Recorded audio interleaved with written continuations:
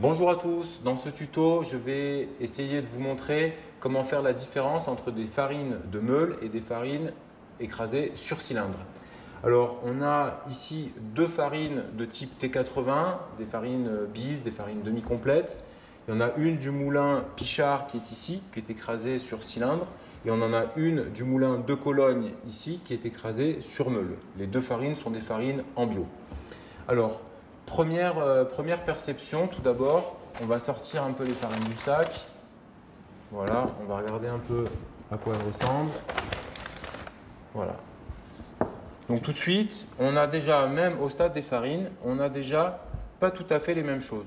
C'est-à-dire qu'on voit qu'ici, on a tendance à former un peu plus des boulettes, voilà, sur la farine de meule. Ici, sur la farine de cylindre, on a une farine qui est un petit peu plus homogène. Alors ça, on va confirmer un peu cette idée déjà avec une première petite expérience. On va prendre de la farine dans la main et on va la serrer.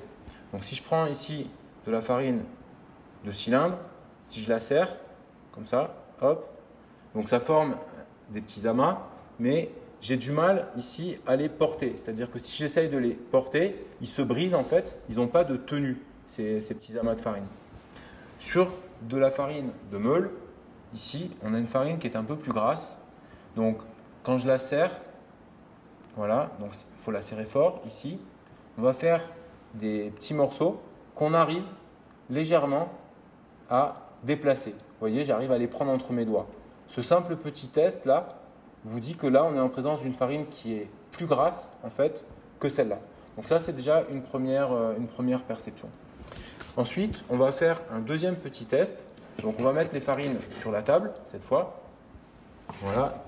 Et avec le dos de la pelle, on va venir les écraser. Donc, on va ici chercher une partie très lisse avec le dos de la pelle. Voilà, comme ça. On va faire la même chose ici pour essayer de voir les différences. Donc, ici, sur la farine cylindre, on voit en fait apparaître pas mal de petites piqûres qui sont des piqûres de son. En fait, on voit des petits points rouges là sur la farine. Et si on ne le voit pas assez, on peut faire la même chose et passer la farine sous l'eau. Donc on fait ça sur une petite planchette de bois et on immerge la planchette de bois dans un seau d'eau, ce qui va faire ressortir encore les piqûres rouges, mais là on les voit assez bien. Ici, dans la farine de meule, on voit que ces piqûres, elles sont quasiment invisibles.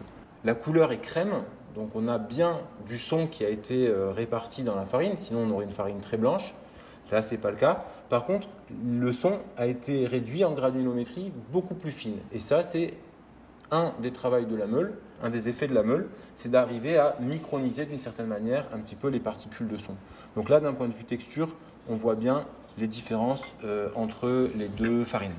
Donc voilà deux petits tests. Le test du serrage, voir si les boulettes se portent ou pas. Et ensuite, le test des piqûres pour voir un petit peu quelle est la granulométrie du son.